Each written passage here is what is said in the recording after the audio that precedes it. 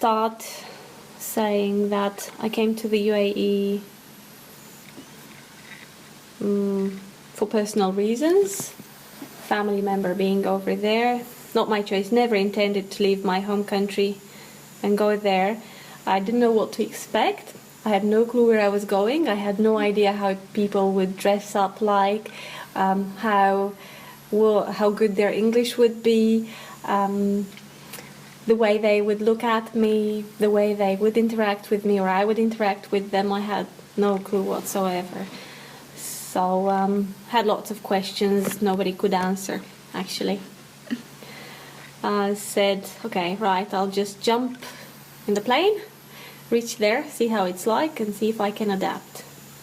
Initially I set a target of 2 to max 3 years, and then it turns out 9 years down the line I'm still in that country, doing the same thing as when I arrived. What I found was actually a mix of pleasant and unpleasant. The pleasant, the fact that the locals can be friendly, the fact that almost everybody speaks English. You would rarely run into someone who doesn't. Usually that would be your typical grocery downstairs where you'd got an Indian guy who would say, who'd show you 5 fingers for 5 dirhams, but they can still communicate with you. The unpleasant, lots of frustration due to the fact that some of the nationality that form the mix in the UAE don't really deliver things the way you're used to having things delivered.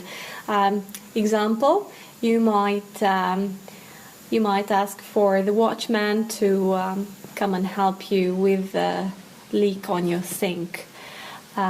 They'd say they'll be there in 15 minutes. 1 hour and a half, 2 hours, 3 hours, they're still not there. So, yeah, that's a bit annoying because they don't really keep to their words. That would be one. Another unpleasant as a female in the UAE is that you do get screened head to top, not top to down. Walking on the street, walking around the markets. Although the beach is okay, like, don't go to the public beach because you would get stared at. Public beach is usually populated by less wealthy people, if you like to say, or the work class, which is made by mostly Indians and Filipinos. Like, although say you wouldn't be someone racist, but at one point of time you might start to think you're turning into a racist just because of the way they look at you and approach you. But it's not too bad, again, I'm saying, if you wear respectful and decent clothing, you won't get stared at that much. You'd be pretty comfortable in your own skin. Yeah, what else? So, professionally speaking, you would find discrimination against then again, I'm coming back to my own nationality, but I would say there's a lot of discrimination between nationalities. You'd get, as a Brit, Aussie, Kiwi, or I don't know, someone coming from the States or Canada, you'd definitely be looked up at. You'd be looked down to if you were coming from Asian countries, and some of the Eastern Europeans included.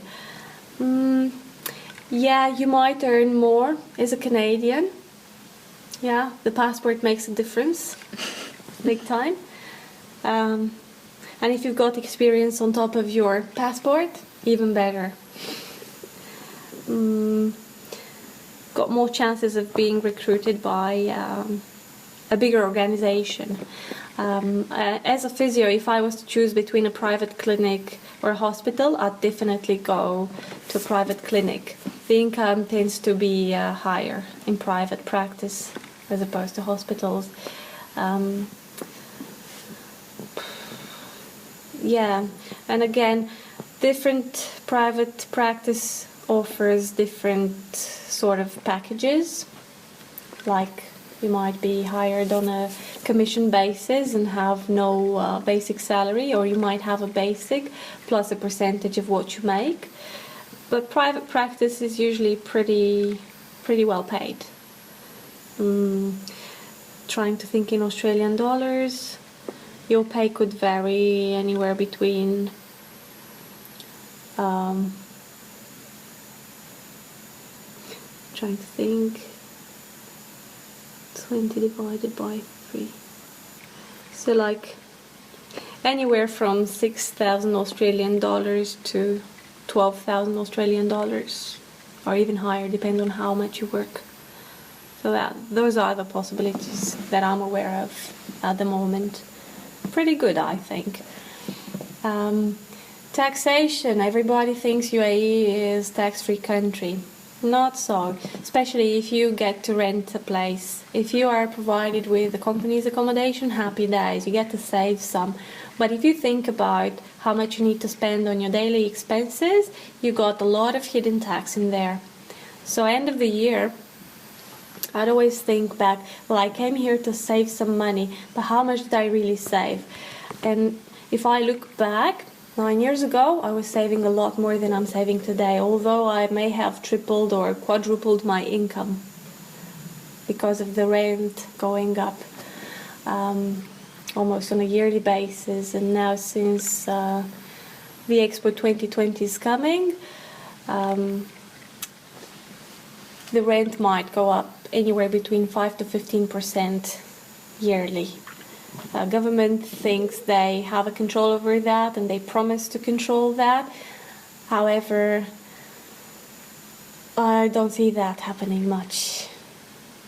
Yeah, and again, from an economical point of view, the inflation is believed to be steady, but it turns out that it's changing.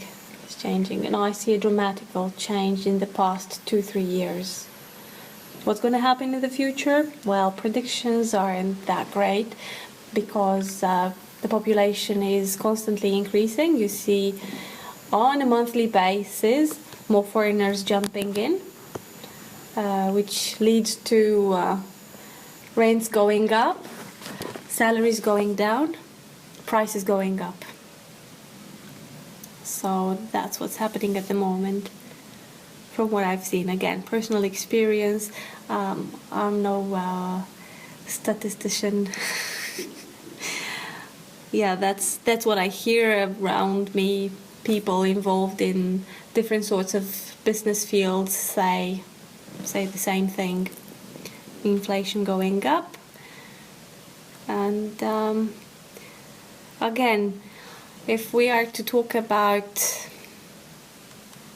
opportunities as a physio, lots of international speakers, lecturers coming in, providing courses. So from an educational point of view, I think Dubai, I don't say UAE, but I say Dubai, is a great place to be in.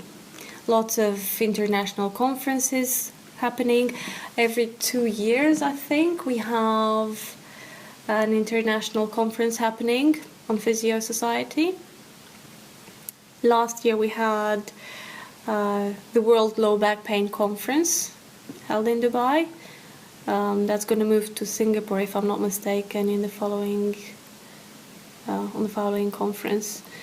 And even with the BNL conference, which is believed to be national, it's actually quite international because of the speakers coming in and because of the people attending. You'd get people from different continents joining those conferences, and it's a great experience, good learning, and you would always have pre and post workshops, hands-on, full day, 2 days workshops, 3 days workshops, or 1 day workshops available, which is nice.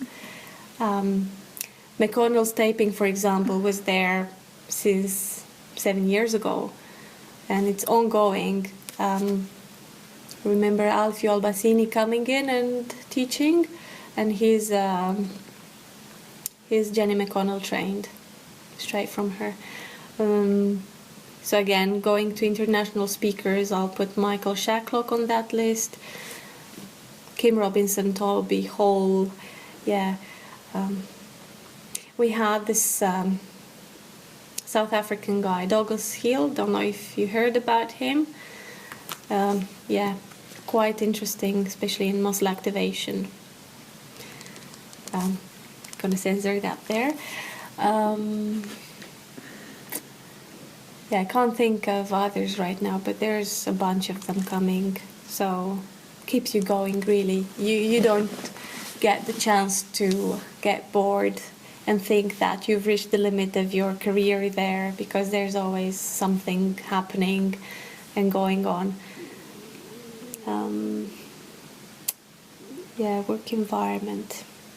Usually the people you would meet in your practice are the regular blokes that you would encounter in your home country. Yeah, again, really international crowd.